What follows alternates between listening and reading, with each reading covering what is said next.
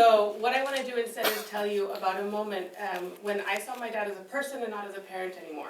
And I think we all encounter this moment when we're younger or older. So I'm going to tell you about a time between when I was 4 and 12, we lived in Rapid City, South Dakota. For those of you who don't know how in the middle of nowhere that is, in the 1980s, the biggest and most exciting thing that happened was we got an escalator in town. The two big events every year were the stock show, in which my friend one time tried to convince her father to buy her a llama, followed by the powwow, and the Central States Fair. And it's called the Central States Fair because it serves not one state, but 3, Wyoming, Nebraska, and South Dakota, because they can only support one fair if they work together. So we went every year with Dad, my sister and myself, and Jamie's about a year and a half younger than I am. And I remember very clearly being on the fairway one night. It's not the fairway, it's where all the rides are, and there's lights, and there's noise, and there's the smell of cotton candy, and you're all excited, trying to figure out what to do with your tickets, and we looked around, and there was no father. This is not a good moment. You're a little nervous, where is he going to be? And then suddenly I saw him, and he was over here, but he wasn't here, because he's taller than me. He was down here. He was talking to a stranger, which I'm sure doesn't surprise you. He was talking to a stranger in a wheelchair, though. And the way my dad talks to a stranger in a wheelchair is not like this. He was crouched down next to the chair with his arm up on the armrest, and he was talking to this person at eye level. Because there's no way that Ken Taylor is going to talk to someone and not be at their level, and not be speaking person to person, and not engage them for who they are. And that's a huge lesson to learn from your parent about how to treat the world. So that's my story, and I'm going to tell you what makes it a story. What I'm trying to do is sell the world on the idea that stories are great. We see it all over the place right now. But what's hard to discern for some people is what's the difference between a story and a presentation.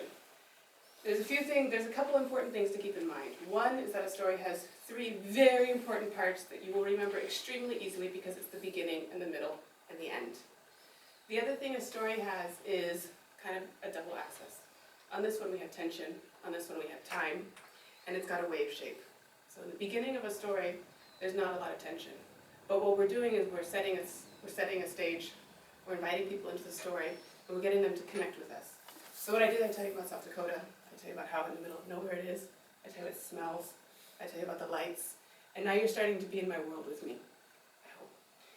And then we start to go to the middle of the story where the wave starts to rise. The tension starts to rise in your story. In a movie like Die Hard, then you have things starting to happen. There are problems that need to be solved. There are obstacles that need to be overcome. And my story, we have a lost father, not a good situation.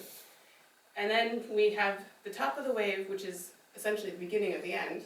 And it brings us to a climax point where we have the solution or where things fall apart. And it comes down to a resolution. In my situation, it was seeing my father, realizing what was going on and feeling safe again, but also a little inspired. One of the other things to remember when you're going to tell a story is it's personal, it's usually about you, and it's an event. One event and not a long series of events strung together, which is something that we tend to do because it's hard to grab onto that one particular moment and try to crystallize it. We're not used to talking that way. We're used to kind of, oh, and then this happened, and then that happened, and the other thing happened. But the details are what will be bringing people into your stories. I'm not going to go on forever because I don't like to. And if you're in a kerfuffle to learn more about storytelling, I have 2 strong recommendations for you. One requires you to do very little work, so you should do this one first. There's a podcast called The Moth. It's stories told live without scripts on stage. It's free, you should listen to it, and it will make you laugh and sometimes cry and always inspire you. And there's a woman who is a Moth Story Slam winner called Margot Littman, Litman. She wrote a book that is compact with not quite pictures in it, but it's very easy to read, called Long Story Short. And it's full of really good tips for telling a story well, live, and on stage.